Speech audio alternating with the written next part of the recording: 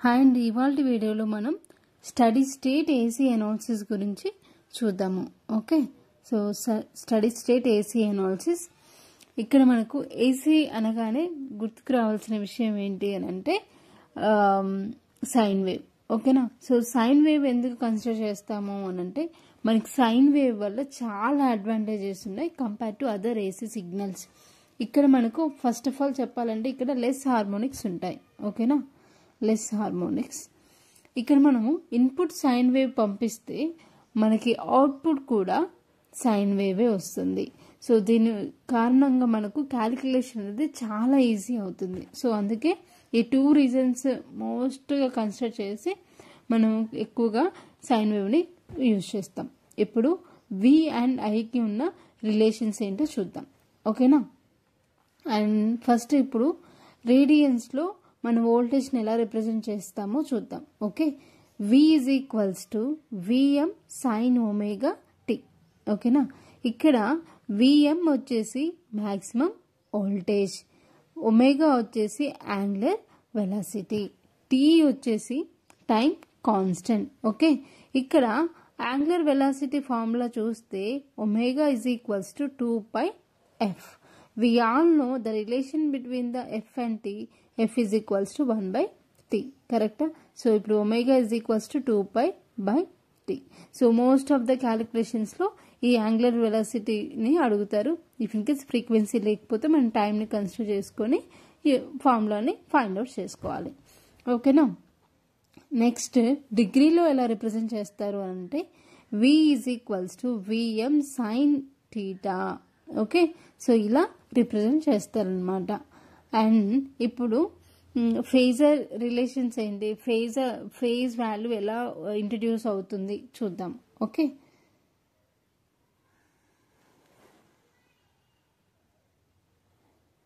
ఇప్పుడు voltage value standard sinusoidal తీసుకొని voltage వాల్యూని చూద్దాం. V is equals to Vm sine omega plus pi. Okay, ఇక్కడ పై అనేది ఫేజ్ షిఫ్ట్. ఓకేనా, సో ఈ ఫేజ్ షిఫ్ట్ ఇంట్రడ్యూస్ అవుతుంది ఇక్కడ మనకు.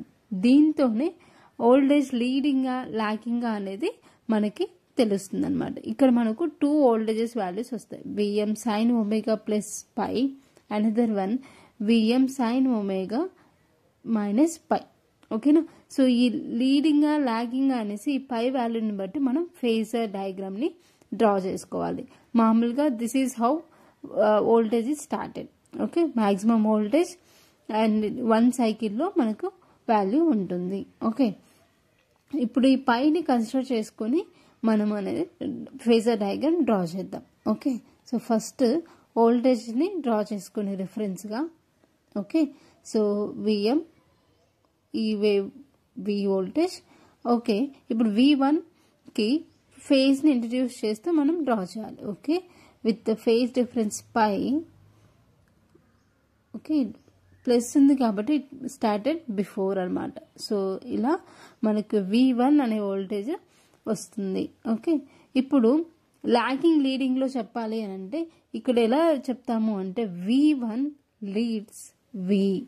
ఓకేనా, అండ్ ఇక్కడ మనకు ప్లస్ సైన్ ఉన్నప్పుడే మనం ఇది లీడింగ్ ఫ్యాక్టర్ అని కన్సిడర్ చేసుకోవాలి.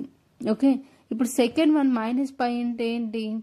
ఓకే, సో ప్లస్ ఉంటే ఫస్ట్ వచ్చింది, ఇప్పుడు మైనస్ ఉంటే ఎలా వస్తుందో చూద్దాం. ఫస్ట్ రిఫరెన్స్ డ్రా చేసుకొని okay VM and V signal and with phase difference pi value. కరెక్టా? సో పైని తీసుకొని పై వాల్యూ. సో ఇప్పుడు V2 ఎలా స్టార్ట్ అవుతుందంటే ఇలా. ఓకే, ఇది కంటిన్యూస్ సైకిల్ కాబట్టి బిఫోర్ ఆల్రెడీ ఎక్స్టెన్షన్ తీసుకొని ఇలా మనం డ్రా చేస్తున్నాం. ఓకే, ఇప్పుడు లీడింగా లాగింగా అని చెప్పాలి అని అంటే V2 లాగ్స్ V అనమాట. ఓకే, మైనస్ ఉన్నప్పుడు ఖచ్చితంగా మనం ఇది లాగింగ్ ఫ్యాక్టర్ అని కన్సిడర్ చేసుకోవాలి. ఓకే, ఇలా మనకు ఫేజెస్ అనేవి ఉంటాయి. ఓకే, ఇప్పుడు మొత్తం రెండు లీడింగ్ లాగింగ్ అన్ని కంబైన్ చేస్తే ఎలా ఉంటుందో ఇక్కడ డ్రా చేస్తాం చూడండి. సో ఇలా మనకు 3 ఫేజ్ మనం డ్రా చేస్తామో 120 డిఫరెన్స్తో ఇలా మనకి వోల్టేజెస్ అనేవి ఉంటాయన్నమాట. ఇలా మనం ఫేజ్ డయాగ్రామ్స్ అనేవి రిప్రజెంట్ చేస్తాము. లేటర్ ఇప్పుడు మనం ఎలక్ట్రికల్ పారామీటర్స్ని ఎలా రిప్రజెంట్ చేస్తాము, వాటి ఫార్మ్స్ ఏంటో చూద్దాం. ఓకే, ఎలక్ట్రికల్ పారామీటర్స్ ఎలా రిప్రజెంట్ చేస్తారు గ్రాఫికల్ డిజైన్కి వచ్చేసరికి అంటే ఫస్ట్ వన్ వచ్చి rectangular way, second one polar. So వీటి నోటేషన్స్ ఎలా ఉంటాయో చూద్దాం. ఎక్స్ ప్లస్ ఐ వై, ఇక్కడికి వచ్చేసి R angle of theta. So ఇలా ఉంటాయి అన్నమాట. ఇఫ్ ఇన్ కేస్ మీకు దీని మీద క్లాస్ కావాలి సపరేట్గా అంటే please let me know in comments. I will try to provide a class for it. Overall these two ఇక్కడ చాలా ఎలాబరేషన్గా ఉంటుంది. ఇప్పుడు ఫేజర్ రిలేషన్స్ ఏంటో చూద్దాం. ఓకే, వి అండ్ ఐకి ప్యాసివ్ ఎలిమెంట్స్లో. ఓకేనా, ఫస్ట్ మనం రెసిస్టెన్స్ని చూద్దాము. Okay, so resistance, pure resistance circuit తీసుకొని ఎలా ఉంటుంది వి అండ్ ఐ వాల్యూస్ చూద్దాం. ఓకే, ఇది resistance circuit, only resistance element మాత్రమే కన్సిడర్ చేసుకొని మనకి ఈ ఫేజర్ అని వచ్చేసరికి ఎప్పుడైనా వి అండ్ ఐ అనేవి వెక్టర్ నొటేషన్లో తీసుకోవాలి. And we all know formula of V is equals to VM sine omega T. ఓకేనా, సో ఇప్పుడు I is equals to V by R, VM by sine theta అలా తీసుకుంటే ఇప్పుడు ఏమవుతుంది, ఈ వాల్యూని కాన్స్టెంట్గా ఐఎం అని రాయొచ్చు కదా. Okay, maximum voltage, maximum current remaining same. Okay, ఇది I value. So I means I vector. Okay, V vector is equals to I vector dot into R. So ఇలా మనం ఫేజర్ రిప్రజెంటేషన్ని చేస్తామన్నమాట. Okay, and phasor diagram draw చేసినప్పుడు ఎలా ఉంటుంది అనుకో, మనకు పవర్ ఫ్యాక్టర్ ఆల్రెడీ తెలుసు ఎలా ఉంటుంది, యూనిటీగా ఉంటుంది. సో వి అండ్ ఐ అనేవి సేమ్ ఫేజ్లో ఉంటాయన్నమాట. అది ఇక్కడ రెసిస్టెన్స్ సర్క్యూట్లో. ఓకేనా, so this is for the resistance circuit. ఇప్పుడు ఇండక్టర్ చూద్దాం. ఓకే, సో ఇండక్టర్ సర్క్యూట్ వచ్చేసి ప్యూర్ ఇండక్టివ్ ఎలిమెంట్ని తీసుకోవాలి. అండ్ మనము వోల్టేజ్ వాల్యూ ఏంటో చూద్దాం. V is equals to L into d I by d t. Okay, so ఇక్కడ మనము ఐ వాల్యూని ఇంట్రడ్యూస్ చేసేసి డిఫరెన్షియేషన్ చేస్తే ఫైనల్గా మనకి ఎలా వస్తుంది వాల్యూ అంటే V is equals to j omega L into I ఇలా వస్తుంది అనమాట. దీనికి ఎలా రాయొచ్చు అంటే జే ఎక్స్ఎల్ ఇంటూ ఐ అనమాట. ఇక్కడ ఇది ఇండక్టివ్ రియాక్టెన్స్. ఓకేనా, ఇప్పుడు కెపాసిటెన్స్ చూద్దాం.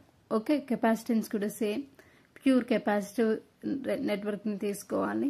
Okay, V and I values ఎలా ఉండే చూద్దాం. I is equals to C into DV by D.